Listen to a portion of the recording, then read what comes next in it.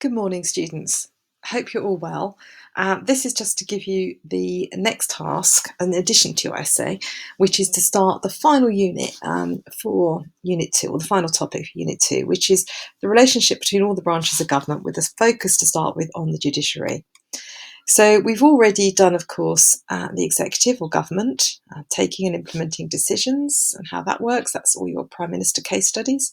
We've already done Parliament. Parliament, of course, passing laws, scrutinising the executive.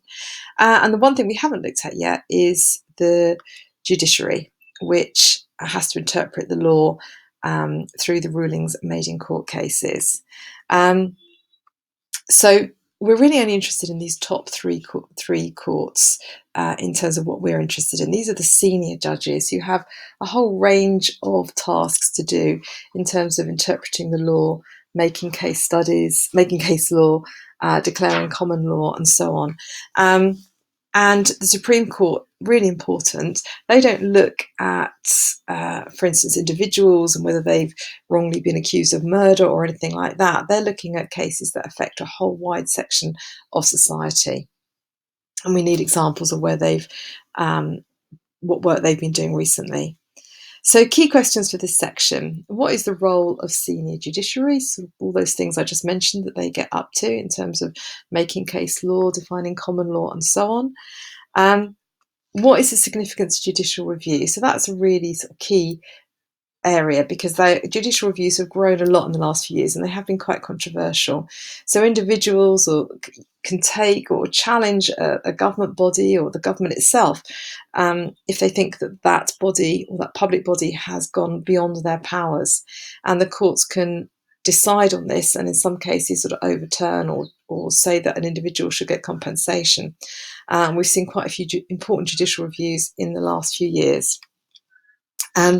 Supreme Court we've come across already with New Labour and their constitutional reforms. So that's a bit of a review about why and when it was established and its function. Also, New Labour, of course, introduced the Human Rights Act. So what impact has that had on the judiciary? And linked to that, of course, the conflict between judiciary and Parliament, which we've seen more of since the Supreme Court and the Human Rights Act were established.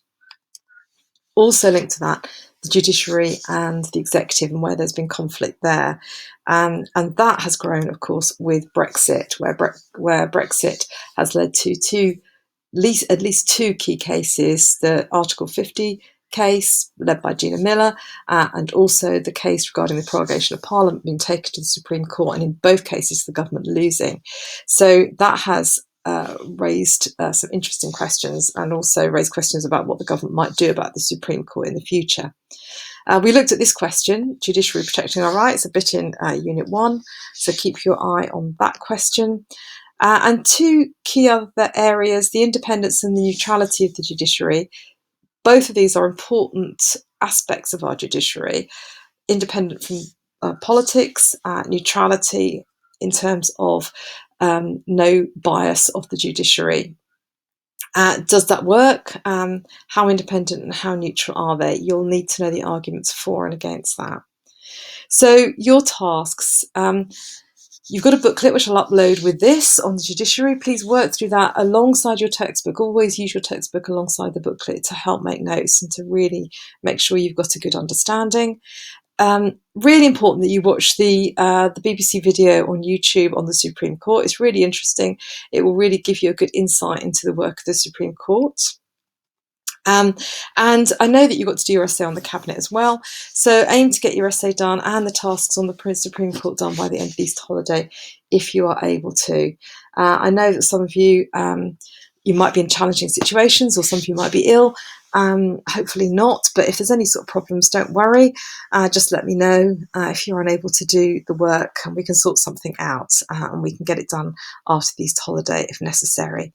Once this is done, we'll be looking at the EU and how that impacted on the UK, and generally the whole issue of where sovereignty lies. And then we're finished with Units 1 and 2, and we'll be looking at ideologies. Okay, good luck.